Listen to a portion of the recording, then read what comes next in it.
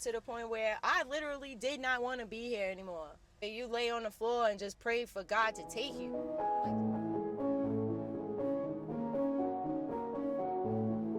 And I feel like I kind of have to start this podcast off with saying that, I wanted to have you on because, frankly, you kind of, you inspired me to sort of be more open about this part of myself. And so for the listeners, this particular episode is going to be on the themes of spirituality, I guess our relationship with reality, Right. and how we got here. So let me ask you a question. What is spirituality to you, Nina? Oh, man. Spirituality is, I say, whatever you feel resonates the most with you. That's going to be different for everyone. So I am a part of a non-denominational church, not fear-based, type of religion. So I'm very comfortable there. And then also I combine that with the people that might be more considered or referred to more as like the woo-woo crowd. They're into crystals and meditations and connecting with earth and everything. And I find that combining those two things really can catapult your self-confidence and self-love and just like, yes, so what you feel is your purpose into overdrive. Yeah. And so you grew up going to like a traditional church, right? Can you talk to me a little bit about like I guess the distinction between going to an organized church, being a part of a community like that, versus what would be considered like the woo-woo community or spirituality, and how do those sort of tie for you? Right. Well, I grew up in a Lutheran church.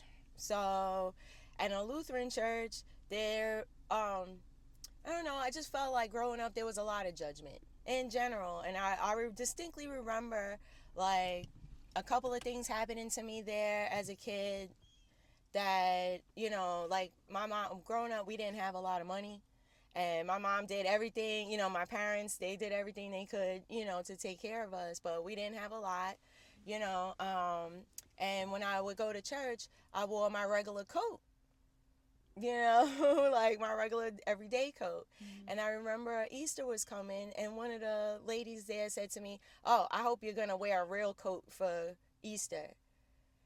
And I was like a really little kid, So, and I said that to my mom, and she somehow scraped together the money to buy me a new coat for Easter.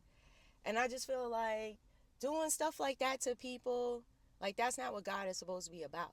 That's like the total opposite. Right. Sort of. If you think about it, it's like you're guilting the person for lack of a material, for like a lack of a better material possession. But isn't that supposed to be not the point? Right. It's a lack mindset. Exactly. That your worth is somehow tied to what you have.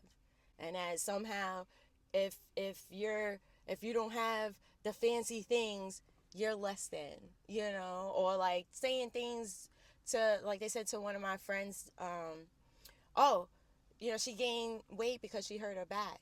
And when someone said to her, oh, you gained so much weight that I almost didn't recognize you. First of all, why would you say that to someone? It's incredibly rude. Right. At church or anywhere. That is like so weird to say that to somebody. Right. Especially if it's due to an injury. Right. Like you should care about Everyone the person's knows. Injury.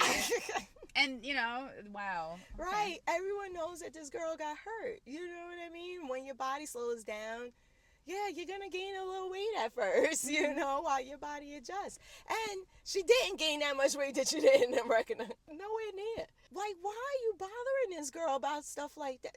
Like, I can't. So, like, finance shaming, body shaming. Right. So, that's so strange. So, that wasn't my thing, So, Water's Edge, the church that I go to now, well, I go online because they're in Virginia and I don't live there. Okay. But then you world. Right. We do church online. Right. Zoom. I love it. Right.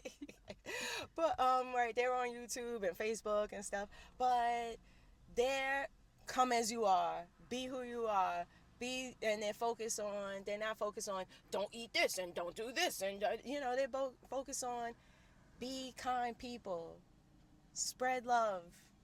Like it's more about, I guess, the real reasons why like spirituality and Right. beliefs in something above us exists is that let's not focus on the things that of course. Sorry to disturb you guys. What's up? We actually train right here in this little area right here. I was just wondering if you could. Yeah, no problem. I'm so sorry You about got it. Okay. Sorry. Of course.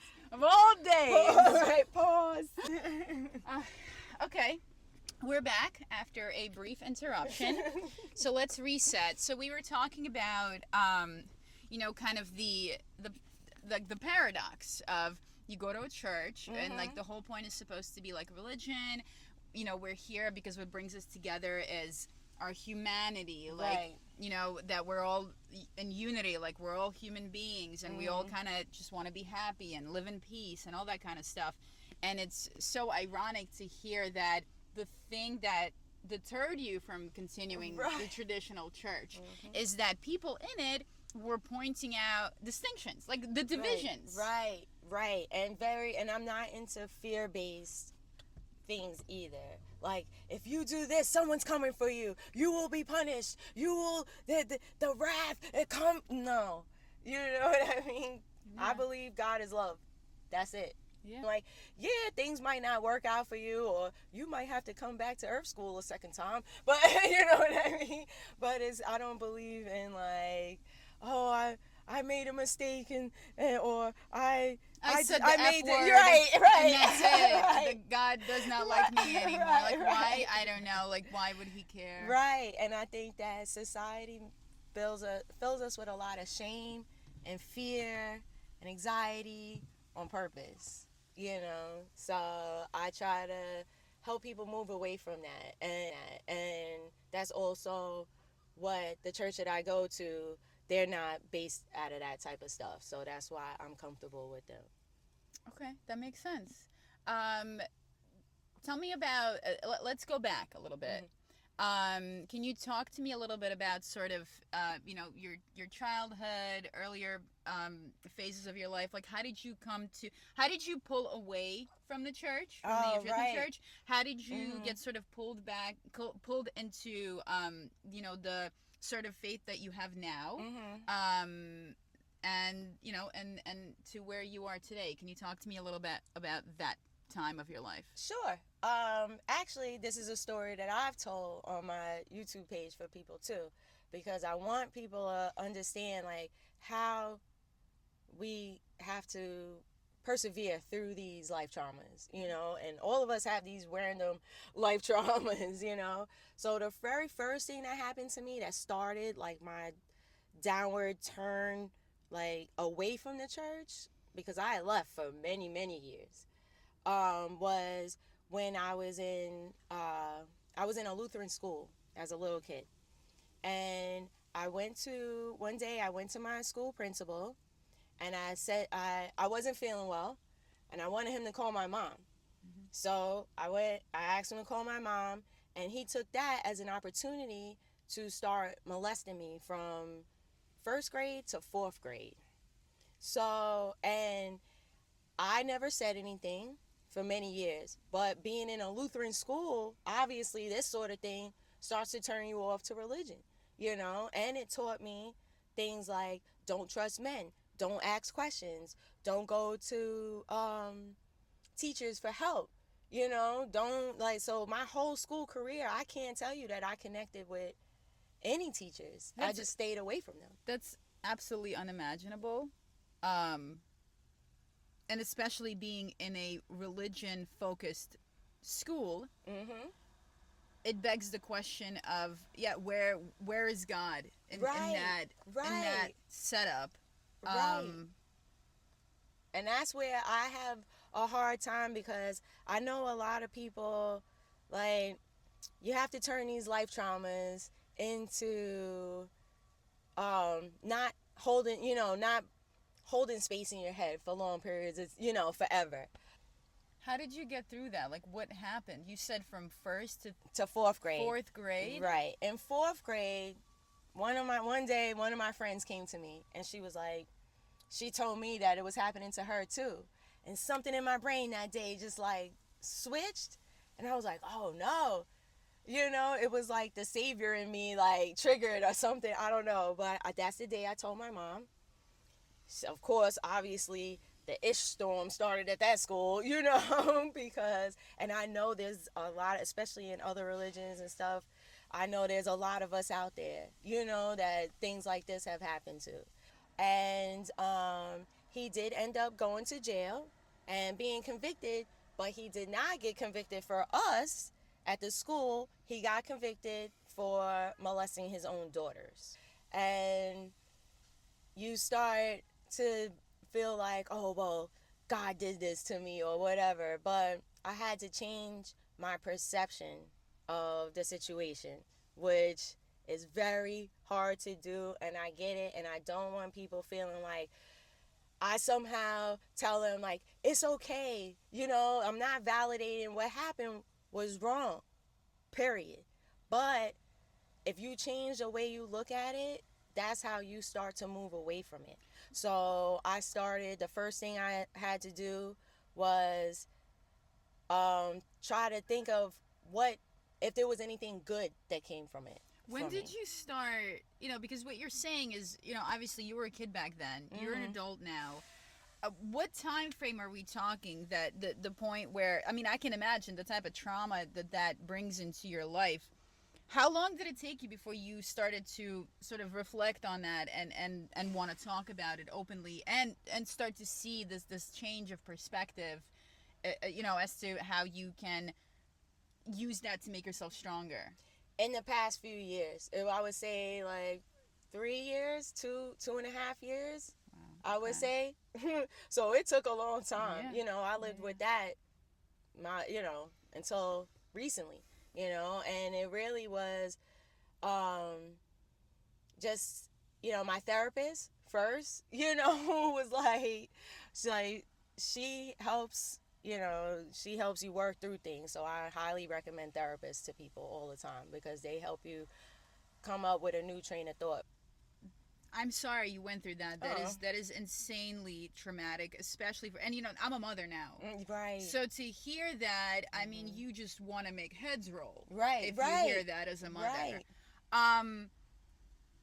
You continued to go to church, right? Yes. Like later, like I'm assuming like maybe into your teen years, right? Until you became adult enough to sort of not want to. Right. How did, I imagine as a kid, like after that happens, you want to go even less. Right. Like, how did that work out in your household? Like, how did your mom or like your family pursue, convince you to keep going? How did you find the strength within yourself to keep going? And when you were there, sitting there at the service, like, what were you thinking? Were you like, I can't wait, like, this is a lie, I can't wait to leave? Like, where were your emotions? I was just not into it. But my mom, we were already in the church. Like, the Lutheran school wasn't connected to the same church we were into. Okay. So we went to a totally different church on the other side of Queens. Mm-hmm. So and it was a church that my mom, she grew up in.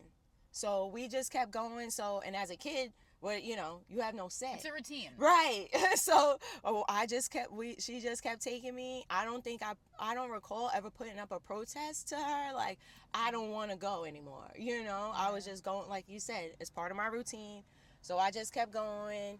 And I was actually very active as far as I was in the choir. I was the head youth group leader for a while, like, you know. You were even deeper involved. Right, so but I wasn't a fan of it. And then, you know, and then to get past this stuff as an adult, I had to look at it like, well, I'm proud of myself because I stopped it. I finally spoke up and I saved my friends and saved countless, who knows how many girls ahead of me that would have gotten hurt in the future. And his own children. Right. And I saved his own children from being subjected to that anymore. And then on top of that, I had to look at it as, well, what did it lead me to? what happened next? I went to a different school, obviously. And there is where I met one of my closest friends, or two of my closest friends to today. You know, one that keeps me going. You know, she'll send me positive stuff in the morning and stuff like that. You know, and another one is the mom to my godchildren. Like, that's how close we are. You know, so I had to look at the positive. What did it lead me to, and did it make me stronger in some way, or and that it empowered me to be able to come out here and tell my story. It is just, how do you turn that pain into power, basically. That's a great phrase. How do you turn that pain into power? Right. One of the people, the authors that I've been reading a lot over the years, is Wayne Dyer, and he, for many years, he was like a very inspirational figure in a spiritual world. And one of the things that he would talk about often is, you know, he grew up in extreme poverty. His father was an alcoholic. He walked out on his family and left the mom alone with 3 children, 3 little babies. She couldn't afford to, sustain everybody's livelihood, and she had to put them up in a foster care. The beginning of his life was also, full of like pain and all these objectively unfair situations. I also was raised by a single mom. Oh. And my father left when I was a very little kid, and really has been almost a non-presence in my life. Like, I may have seen him like a handful of times. When you start on this journey, you kind of have to think like, okay, these things happen to me. How do I utilize that? What I can either spend my life being angry, right, and resentful about the fact that this person abandoned me and left my mother alone and all that stuff, or I can look at like what that taught me. It was an event that had to occur to teach compassion. right. Like, how do you still forgive someone despite the fact that they did that? And this is like a whole nother thing, but like, the idea that everyone's a product of their environment, Right. and so for them to have taken those actions, they must have been incredibly hurt in their own life. Right. And at one point, somebody has to break the pattern. Right. And I'm glad you mentioned that part, because I know that a lot of people have a hard time with forgiveness. But that is the aspect that really saves you. You know what I mean? Like, I had to forgive him. And you're like, how the hell do you forgive a guy who did something like that to you?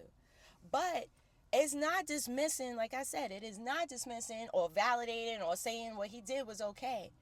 I forgive him because, if, for one, just think about, to make someone to be that demented in life, like the trauma that he must have suffered at some point in his own life, to make him that way, had to be unimaginable, And then, and the forgiveness is so that I get that hurt people. So I let that go. I had to forgive him, and that was for me. And once you forgive that person, you're able to let it go, and then that's not playing in your head anymore. And you gotta just say, it is what it is. It happened. You cannot change the past. These are things that we cannot change. You forgive them. You let it go. And I'm not saying when you forgive people that you allow them back in your life or any access to you. Yeah. You forgive these people, but you also cut them out if it's a different type of situation, like with this, obviously. But generally speaking, forgiveness is big. Because you're not walking around and carrying that weight, Right. which is now causing you to like sort of filter your reality and all the experiences of your like you said, it made you distrust men.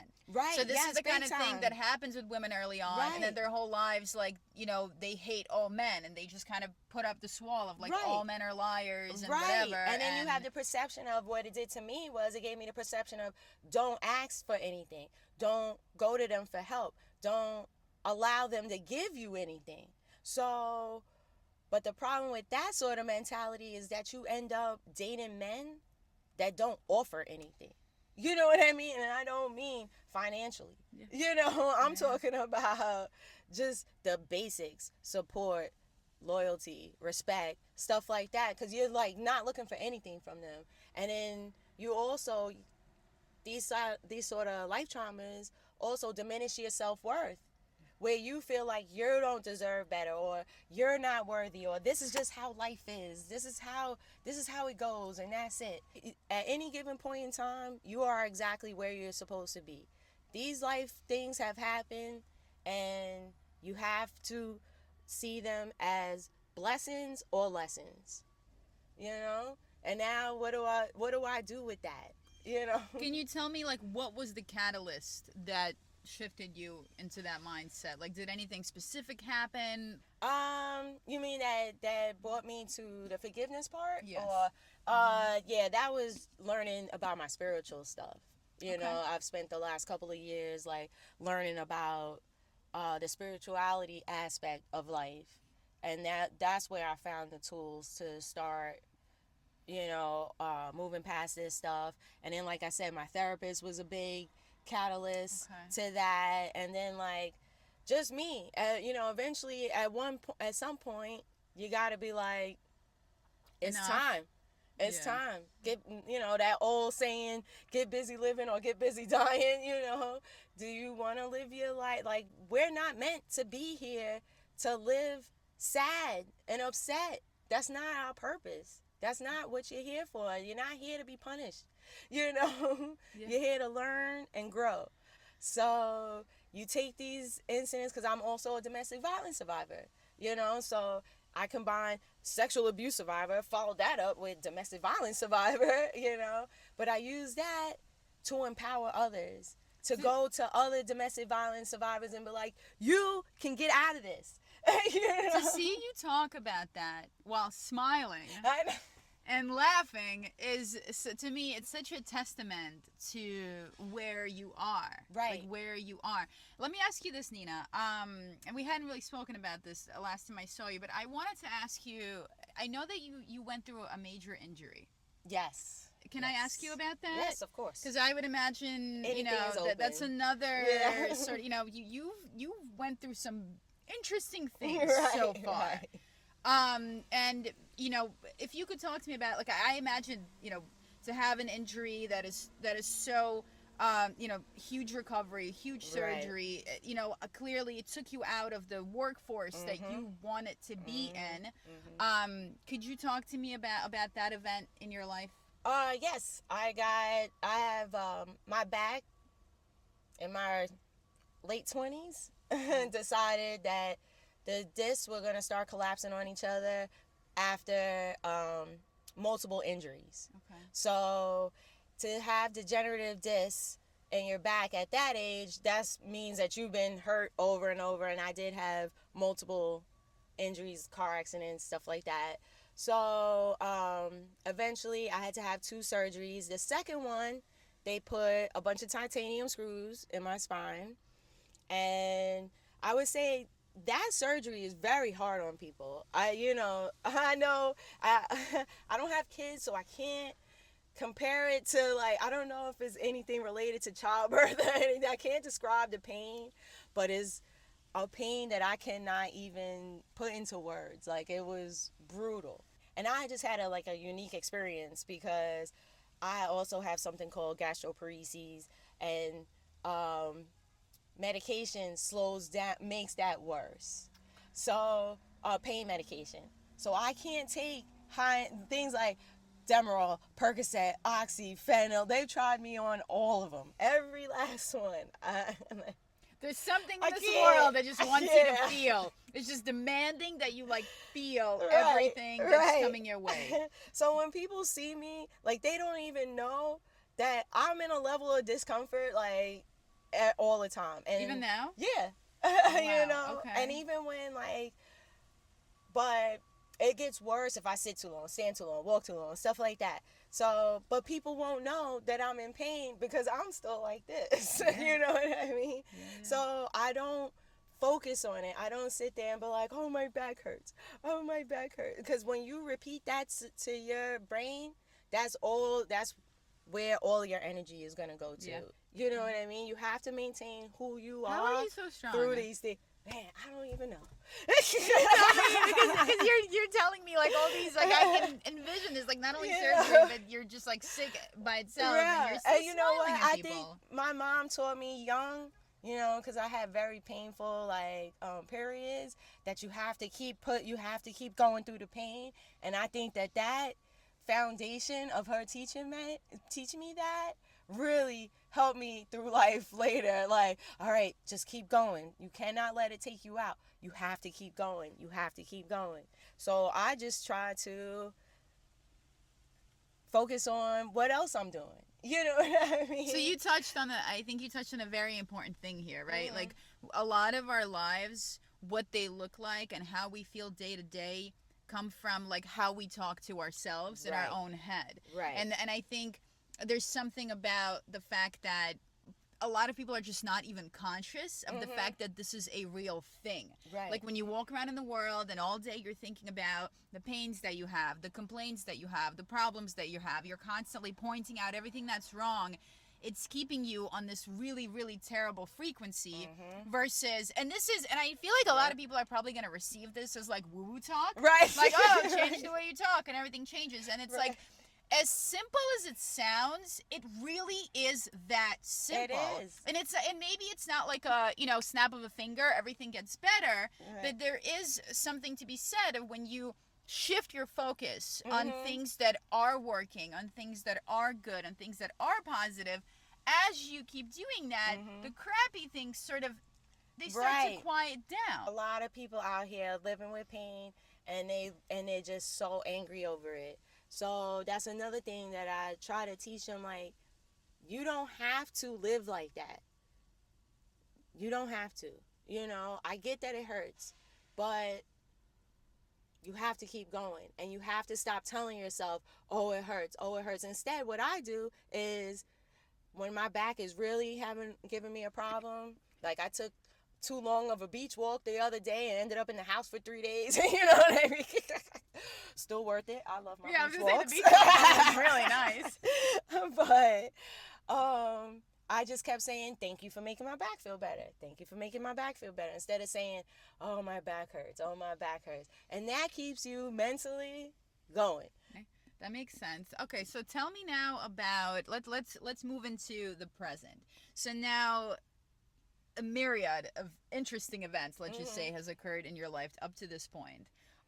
You've distanced yourself from the original church you were going to, and now you have branched out into, the spirituality movement, which is a little bit more, I guess, self-sufficient, right? I feel like is a good way to describe it. Can you talk to me about what your life looks like now, how you're implementing this, and how that all ties into the experiences you've gone through so far that you're now also using, to inspire people around you? I would say the spiritual part is just learning the aspect and building yourself up, and all, using all of these different tools, meditations, really, What started you on it? What was the first thing that was like, ooh, spirituality? Something different. Oh, man, what? Oh, I know. Many, many, many years ago, a friend of mine who has since passed away, named Beth, she was married to a fireman, and those two great, just like amazing people, Beth and Keith. And Beth introduced me to a lady named Kim Russo. And because that was a friend of hers, and she was like, oh, I want you to come to Kim is a medium. And she was at the beginning of doing her like group reading type, thing. And she knew her in like real life. Yeah, okay, that was a friend of hers. And she was like, you know what, she's starting to do group readings. I want to just do, have a group for her, and she invited a bunch of people, but Beth didn't know who was going to actually come. She just told, because she owned a Pilates studio. Okay. So she told everybody, like, everybody come, Yeah. So me and my mom went, and she read my mom. And when I tell you, she knew things that it was impossible. Straight impossible. It's not stuff that was on the internet. It wasn't stuff that Beth knew about us, anything. that she told my mom, like she could describe people, what they look like, names, all kind of things that happen, conversations, things is impossible. Yeah. She knew it. So that's when I was like, she's real. You know what I mean? And I don't know if I would have been able to be as involved in the woo woo crowd as I am without Kim, because that experience made me a believer. You know what I mean? And so then, she also introduced me to Louise Hay at the time, like Love Louise not Hay. yeah, like Yeah. not in person, but Yeah, you know, yeah, her yeah. work. And it still took me years. Like she introduced me to that stuff, and I saw it, and it took me years upon years to circle back to it. But she planted the seed. All the Wayne Dyer books that I've read. So Wayne Dyer, actually, like all his books are published through Hay Publishing. Oh, Hay House. Yeah, Okay, Hay House Publishing. yeah. So all those people, they were clearly running in all the same circles, right? So it all makes sense. Okay. Exactly. So, fast forward to more recent years, And we should. I feel like we should add, for people who don't know, who Louise Hay, right? Right. Louise Hay is her whole thing. I mean, I guess all these people, what unites them is the spiritual concept that your thoughts, the way Right. that you think about in your mind, the way that you talk to yourself in your mind, mirrors your reality, and that you, in that case, in that sense, have actually much greater sort of control.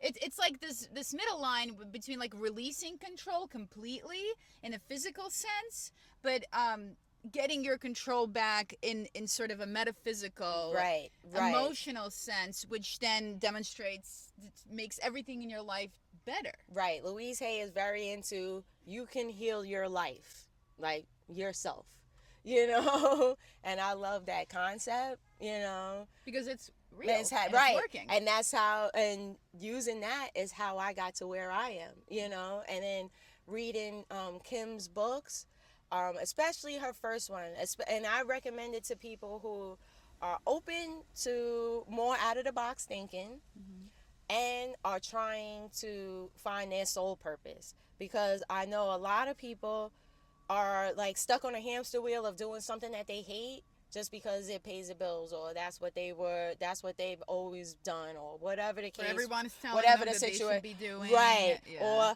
their mama, or their daddy, or their mama, whoever, Everybody got an right? opinion. No shortage of opinions. Right. Their spouse told them this is what So, her book really helps you find your, figure out your soul purpose, figure out how to get past these life traumas and stuff like that, and build yourself up into basically the best version of you. So when you combine the spiritual people with the therapy people, with a church that's not trying to fearmonger you into doing what they want you to do, you know what I mean? Like, you can't wear this and you can't eat. No, just be. You know what I mean? Just be you.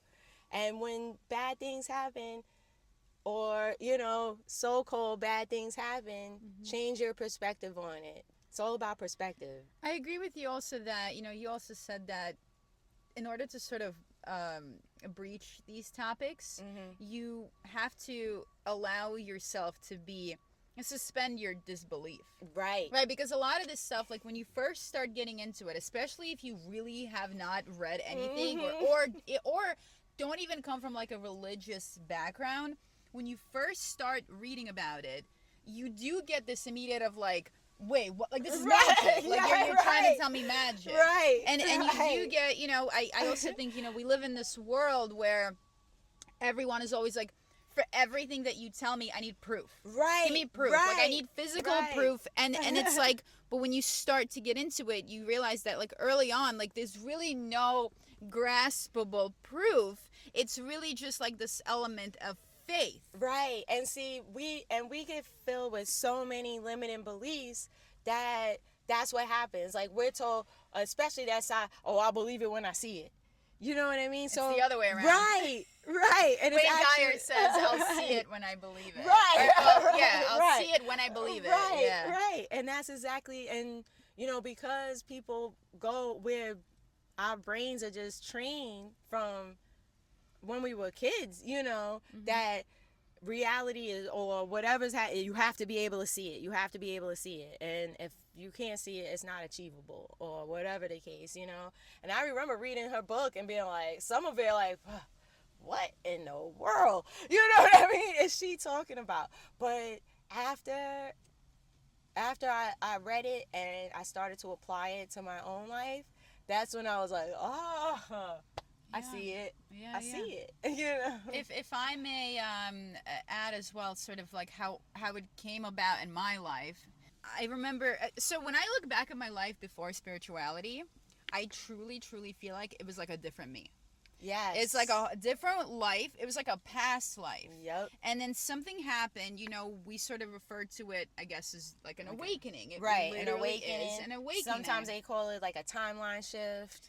I remember, you know, I was raised, you know, I was raised by a single mom. We struggled a lot financially in my household. You know, my mom did her best to get everything covered and also like give me all the best things.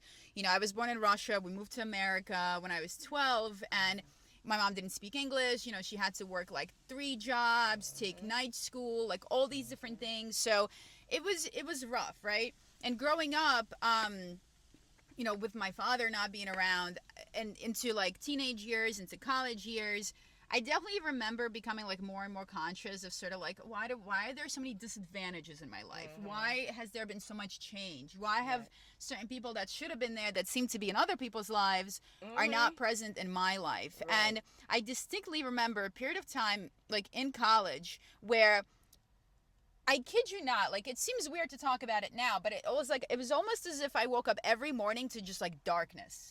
Yes. Every morning was just this like, oh great, another day filled with shit. Yep. Like, and then I would get up and I would miss my train, and it would be raining and my feet would get wet, and then like, you know, and then like the whole day would just spiral. Like every next thing would just be like shittier and shittier and shittier, and I would be coming home and thinking like, how can this be? Like, how can this be life? Like, there's no way that this is what life is supposed to be about. Right. And I remember at the time, 2 things happened. A really good friend, I started getting into yoga. Yes. So, you know, like originally because of the exercise element of it, because I didn't love my body. I wanted to change it. I wanted to work out. And then also a friend of mine, a really good friend of mine, I'm going to give her a shout, Aisha. She's awesome. A friend of mine introduced me to The Secret. Oh, yes. And I remember earlier on, you know, like she first told me about it. I'll never forget. We know each other from college. So we like went to get like dinner at Fridays or something. And she was like, hey, I want to tell you about like this book and this movie. And I remember that moment when she was like, it's this thing where like if you change the way you think, it's going to like change. And I remember looking at her like, what the fuck? What the fuck are you even talking about? Like, again, like you trying to, you know, whatever. So I didn't, she sent me the file. I remember she like sent me a free downloaded PDF on my phone. And I think I didn't even really come around to it for like another year, but I started to get deeper into yoga. And as you know, you get deeper into yoga, you realize there's a whole spiritual element of it. Like it's not just flexible, you know, whatever. It's like it's the whole idea of like oneness, like going within and like relaxing. And then, oh man, there's like so many shitty things that happened. I had like a really horrible relationship that I was in. Oh man, this is a lot. I don't even know if I want to talk about this. And all right, put it out there, girl. Okay, I'm just gonna say it. I had a situation where I was dating someone very briefly for like 2 months, I think, or like even 3 months, and I was pregnant. And the person didn't want anything to do with that whole situation. And as you can imagine, you know, being raised by a single mom, that like it was like all the walls were closing in that moment. Like, how could I possibly be now crumbling into the same sort of situation that I have like been intentionally trying to avoid? But crazy enough, in that time frame, you know, I'm living in America now. I'm like 19 years old or 20 years old. Out of nowhere, my father decides to email me from Russia. Like, I swear, it like literally within that time frame, and all these things are happening in my life. I happen to go, you know, I was not ready to have a child. No. I knew that like the abortion was gonna be the move. Mm-hmm. And you know, and I'm not saying this lightly. You know, I understood the this whole situation and the fear of it and like the horribleness of it, and but it just felt like I couldn't picture myself being stuck in that world. Right. Like I didn't Right. want it. And I remember I went to the clinic. They told me that it was going to be like a certain amount of money, like $700 or $600 or something. You know, I'm a college student. I'm broke. I have no money. Right. And mind you, like, so this is the time now that I'm sort of getting into the secret, right? I'm getting onto these things. I leave the clinic. I think to myself, like, shit, what am I going to do? Like, who, you know, I mean, you know, I've spoken to my mom about this now, and she's like, you should have came to me, but I just didn't feel right about it back then. Right. Anyway, my father shows up in my life in that moment and suddenly emails me and tells me that he would like to send me some money. He sent me the exact amount. He goes, I'm going to send you money because he's like attempting to make a relationship with me, right? And I'm like, okay, cool. So he offers to send me some money. He sends me in that week that I found out that I needed to have that procedure. He literally sent me the exact amount of money that I needed for that. And like, now think about the craziness of this. There are no coincidences. This is that was for a reason. It was meant to happen. Right. I feel like it was like in an insane kind of way. It was like the ultimate act of redemption for the person who was my biological father and was never in my life. And in that moment, he was there the one time you needed him. And the one time that I needed him, so that I don't end up in the same exact scenario. Right. That's when he came through. And after that, like, the relationship really did not even continue on. You know, it's like it sort of fizzled out after that. That's because he was meant to send you that money at that time, because you were meant to do that. It happened for a reason. It went the way it was supposed to go. No regrets. Or maybe I should have. Or this person says I should. It doesn't matter. There are no coincidences. You know, it doesn't matter. Yeah. Right. And then, like, I know a lot of people that deal with like that abandonment, but you have to also move past that by being like, you know what? My worth is not determined by what that person, oh yeah, well, my mom gave me up for adoption, or my mom, she left me at the firehouse. Your worth is not determined by anyone besides you. And if your mom did leave you at the firehouse or wherever, that was part of her journey. But it speaks more to, and this is the hardest thing for people to grasp, I think, in terms of like forgiveness, right? It's that idea of like don't take it personal. Right. If that person did that, that means that whatever was going on, it's not by any means like a justification. No. But it's more of like, it was still ragged. They had their own, like, whatever circumstances that they were put in, this is what they felt was like the only option. And to us, we're not the ones to judge whether what they did was right or wrong, even though objectively it was wrong to us. That's kind of like the bigger commentary on life. Right. And like I said, you know, I understand hurt people. I'm trying to turn it into heal people. Yeah. And, you know, and once you start believing in yourself, believing in your self-worth, building your confidence, you can start getting past these things. People say stuff to you, people do things to you, and you don't even, like, you know. You realize that it's just a projection of who they are. That was them. That's them. It. That's their journey. Yeah. That's their experiences. That's their life traumas. People will tell you, oh, well, you're lazy, or you're doing this, or you should have done this. But really, it's stuff that they, like, someone will be like, oh, you're fat. But is that coming from them? But think about it. Is that coming from someone who feels good about themselves? Absolutely not. It never comes. People that live with high confidence and high, like, self-worth and happiness do not go around tearing others down. 100%. And I think another point also to make off of what you said, so high confidence, right? I think there's also a distinction in the realm of high confidence, because confidence can come from faith, like liking yourself, loving yourself.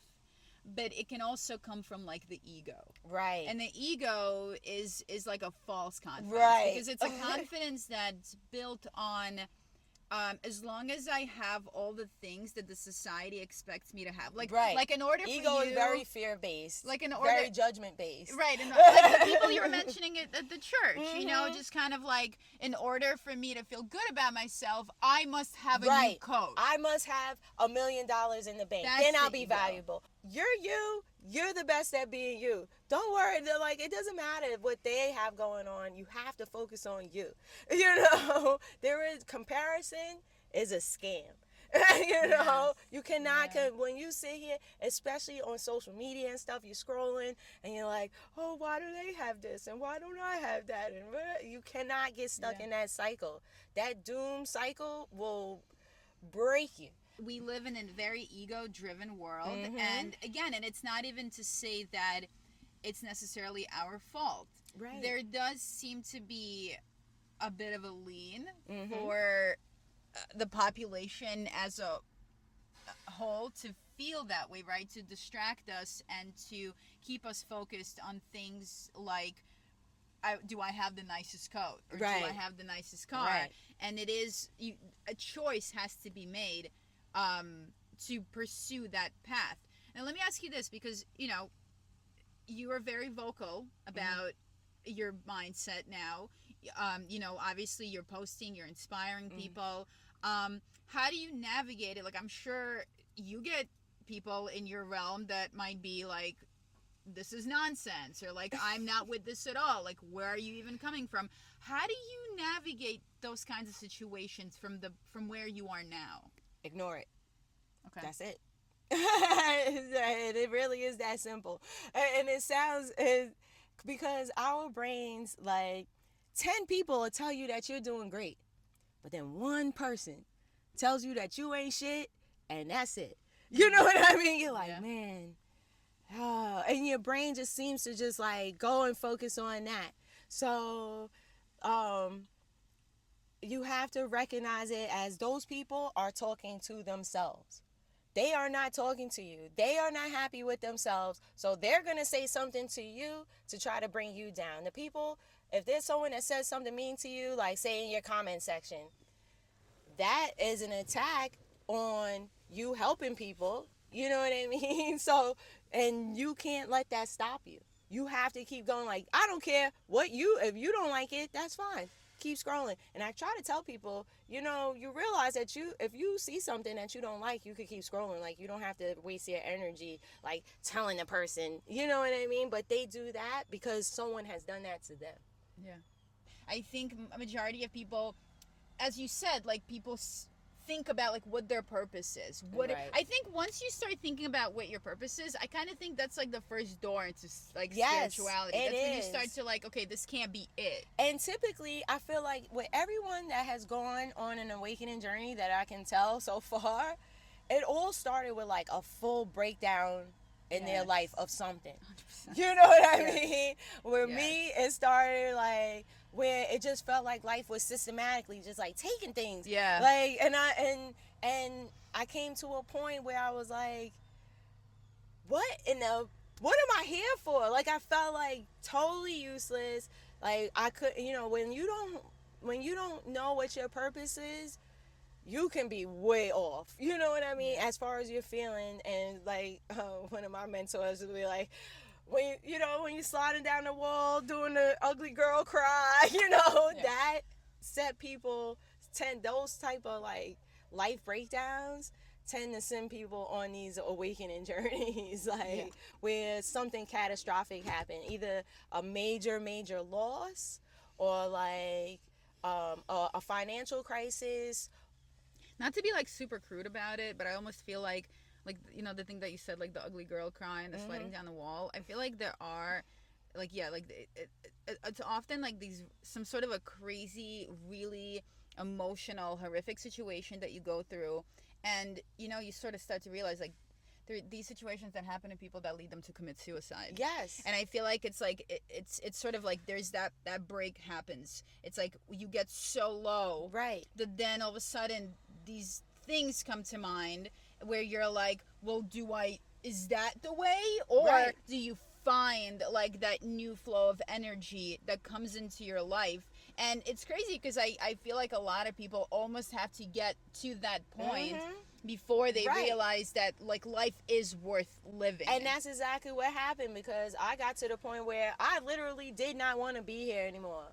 Like, especially like on days like where I've had pain, I had pain where my little brother had to come pick me up off the floor and like put me in the bed type of thing.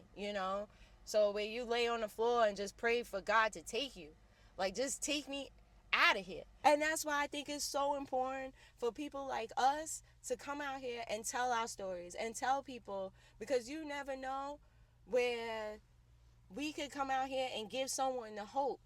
Like, because we're talking about things that nobody talks about, because people tell us that we're not supposed to talk about this stuff. Meanwhile, there's so many of us that have been through these things. So that's why I was like, and my therapist was actually the first one to introduce that idea, because she calls it like dropping off stones, because I was a personality type that wouldn't tell anyone anything about my life. Like, nobody knew. Even like, you could talk about my bestie, don't matter.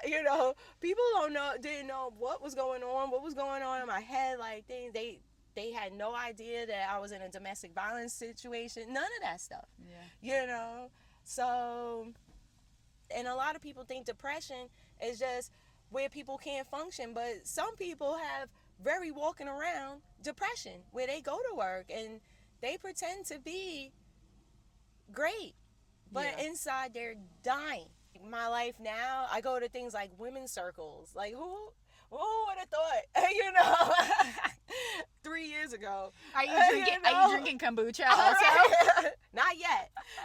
So That's it's on next. the list. I got some after this. We're gonna go pick up some kombucha. I've never had it actually. What does it even taste like? I don't know. I heard it's sour. I heard it's not good, the tastiest. Right? Yeah. I'm with everything that you're saying. So I guess let me ask you one last question. I don't know, where would somebody start? Like, somebody's listening to this podcast right now and they're talking about something kind of interesting, but it also sounds a little bit crazy. Like, do you have any advice for someone? Like, where would you start if you wanted to kind of, dive into it a little bit? Anything that resonates with you. I'm not saying that you have to go to church or anything, but like, it's big to believe in something. I guess maybe the one would be like suspend your disbelief. Like pretend like this one thing that Wayne Dyer says is pretend when you're going to a movie, right? And you're going to go see like a sci-fi movie about something supernatural. You don't go there and sit there the whole time going, that's fake. That's fake. Right. You just like you buy into it. So you have to open your mind. Trust gut.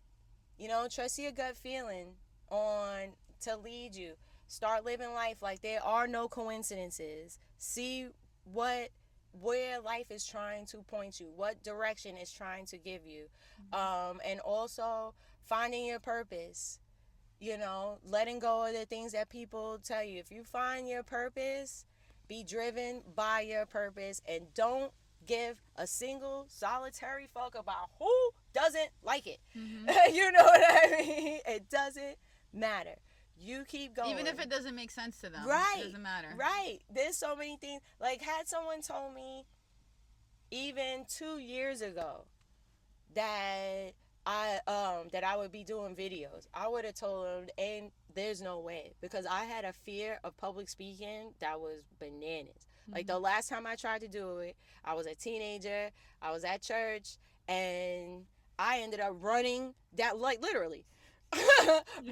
Catapulted, running down the street, hysterical crying, because I just could not, and now I have this self-confidence to do videos and post them and then tell people about my life. Like I said, I wasn't telling people anything, and then my therapist was like, you got to start dropping off these stones, what she calls it, dropping off stones, telling people things. Tell this one. So I told a couple of my mentors, like, what happened to a couple of my trading mentors, what happened to me in life, so that they would understand my traumas and why I was having an issue with certain things and stuff like that.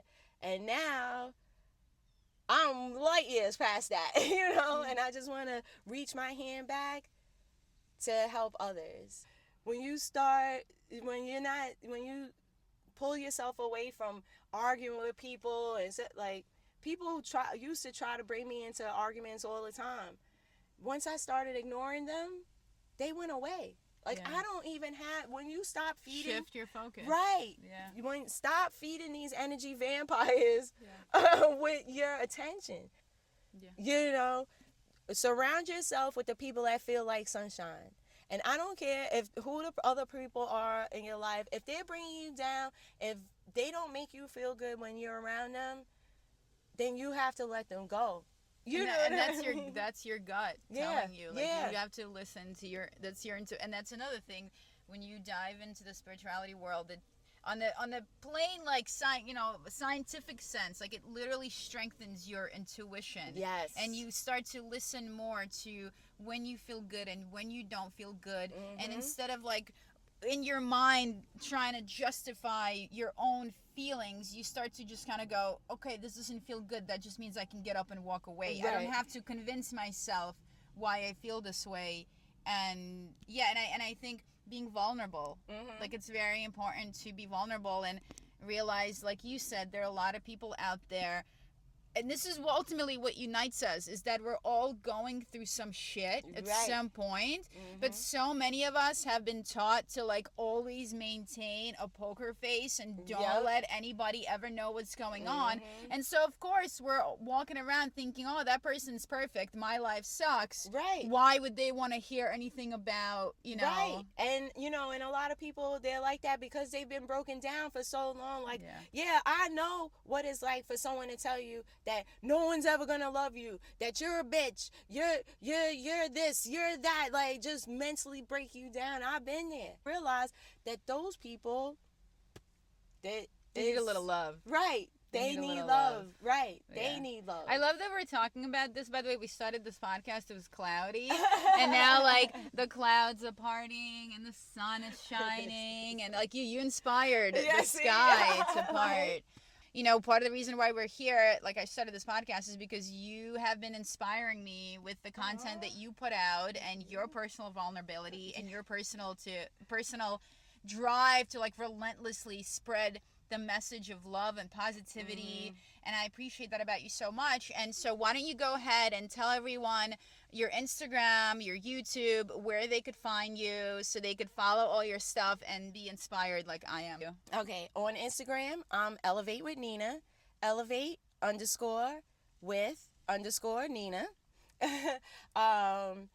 Also, I'm on TikTok, same name.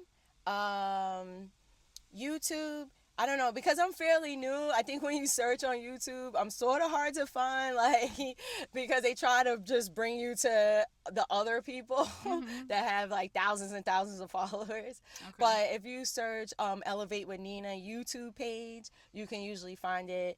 Or if you find me on the other platforms, I have a Linktree link in my bio that will give you the links to all of my pages. Perfect. I will share the links to all these things below the actual episode. And people could follow you and, you know, be also in the presence of this love. Right. Thank you. This love community that we're growing. So thank you so much. Oh, no problem. Like I said, my mission was to get people to spread love, believe in themselves.